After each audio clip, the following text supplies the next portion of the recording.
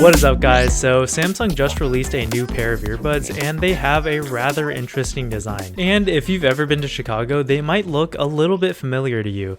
They also offer active noise cancellation and a premium sound that's by AKG. Of course, coming from one of the biggest manufacturers out there doesn't hurt either, and if you're like me, you are probably pretty intrigued by these. So I've been using these as my dailies for the past week, and I'm ready to share my thoughts on them. So let's get started with the case. It's got kind of a rounded square design and is made out of a lightweight plastic that has kind of a nice smooth finish to it. It doesn't feel quite as premium as I would like it to, but it definitely feels way nicer than those Raycons that I reviewed last week. There's also a groove along the seam that makes it a lot easier to open the case, but I will note that one-handed operation, while possible, could be a lot easier. As far as the portability goes, the overall size of the case is fairly small and compact, but it's definitely not the best I've seen. If you've watched any of my other videos on truly wireless earbuds, you'll know that portability is one of the most important features that I look for in a set of earbuds, and I always look to see if they can pass my pocket test, which is just whether or not these can fit comfortably in the average jean pocket. And I would say that for me, these get a pass, but just barely. The case is a bit thicker than I would like, and next to the AirPods Pro case, you can see it's a good chunk thicker, and you can really feel it when it's in your pocket.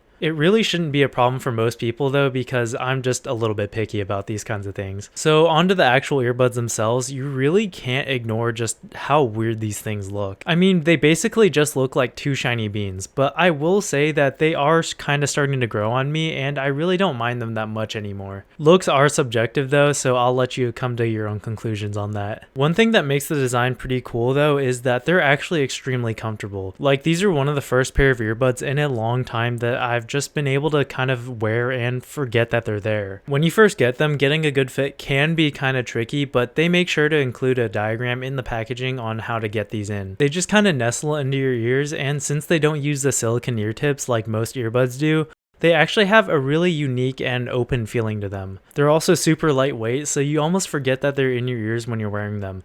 And honestly, I was really surprised about how much I like the fit on these. The Bluetooth connection is super stable, and I haven't had any issues with drop connections or the two buds not syncing up or anything like that. Also, if you like to just keep one earbud in and want to switch sometimes, the connection won't pause or anything when you actually put the other earbud back into the case, and I don't feel like I would need to say that, but I have had other earbuds have that problem. Also, at least for my ear shape, they actually stay in extremely well.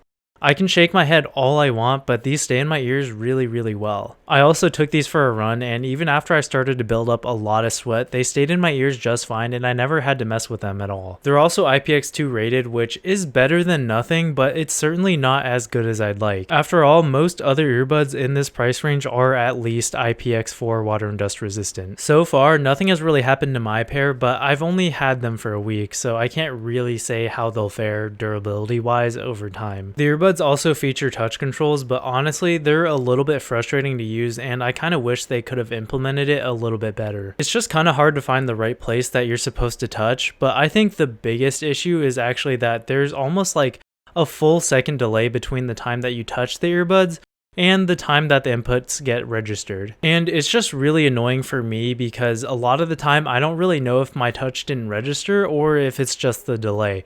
And I'll end up touching it twice and reversing whatever I did in the first place. But I'm sure after using them for a more extended period, you'll be able to get used to it no problem. With the touch, you get all the standard controls: 1 tap for play and pause, 2 for skipping a track, and 3 to reverse. You can also touch and hold for them to perform a specific action. Out of the box, it's set to turn active noise cancellation on and off, but you can also set it to voice command, volume down, or even open Spotify if you connect it to the Galaxy Wearables app.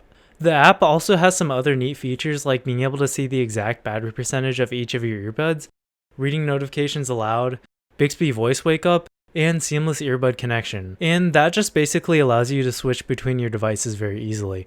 Even if you've never connected them before, as long as that device is logged into your Samsung account, you'll be able to switch between them freely. I haven't personally tested this out because I don't have other Samsung devices and I couldn't get it to work on my iPad.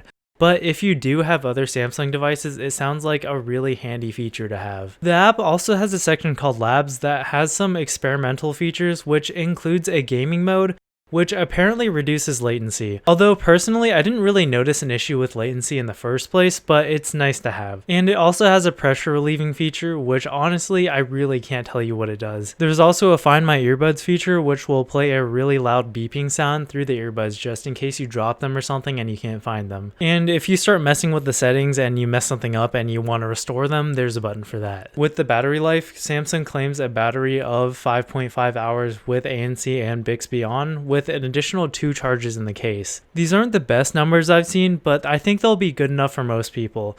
And they also have a quick charge feature that gives them an hour of playtime with a 5-minute charge, which I think anybody can appreciate. Also, to charge the case, you get the option of both USB-C and wireless charging, which is just a really big win in my book. And I have no complaints about charging or battery life. These earbuds also featured active noise cancellation, which is becoming more and more common in earbuds nowadays. But to be totally honest, it's not really anything to write home about on the Galaxy Buds Live. Like, it definitely does make a pretty big difference when you turn it on, but the fact that these have a really open design and they don't really seal your ears off from the outside world, the overall sound isolation with these just isn't the best. But if you're very sensitive to the pressure feeling that comes with ANC, you might want to take a look at these because it's pretty much a non-issue with these. I think if I had to explain it, it'd be kind of like if you had a pair of headphones that did seal the ears, but didn't have ANC.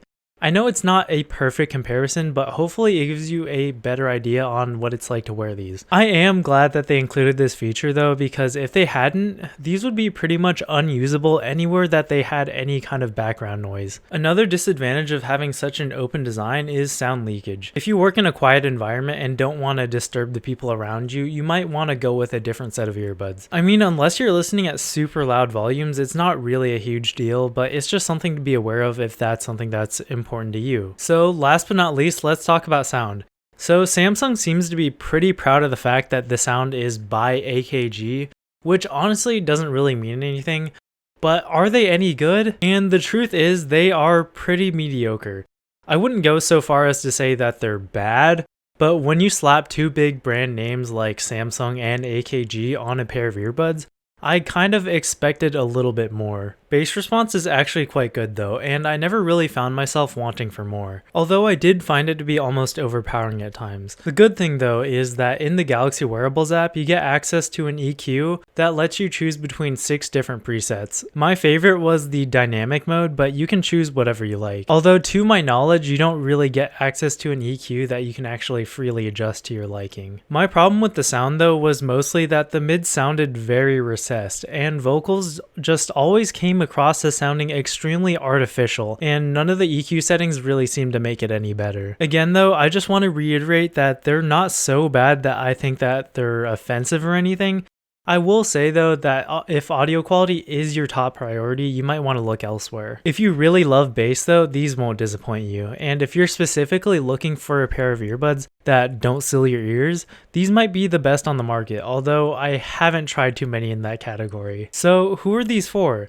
Well, I think that other than the mediocre sound quality, these bring a lot to the table, and I don't think that they make very many compromises. So if audio quality isn't your #1 priority, and you don't really need a pair of earbuds that seal off outside noise a ton, you may want to take a look at these. Personally, I was really iffy on them at first, but the more I use them, the more they grow on me. The design doesn't really bother me that much anymore, and while sound still isn't that great for me, I'm getting more used to it as well. They also just offer a far superior fit to any of the other earbuds that I've tried, and they have little to no discomfort.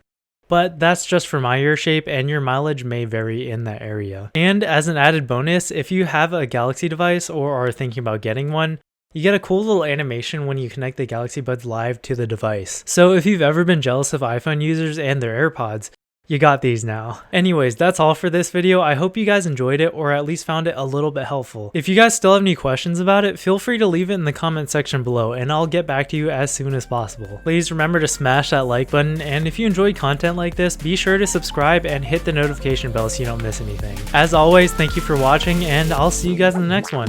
Peace!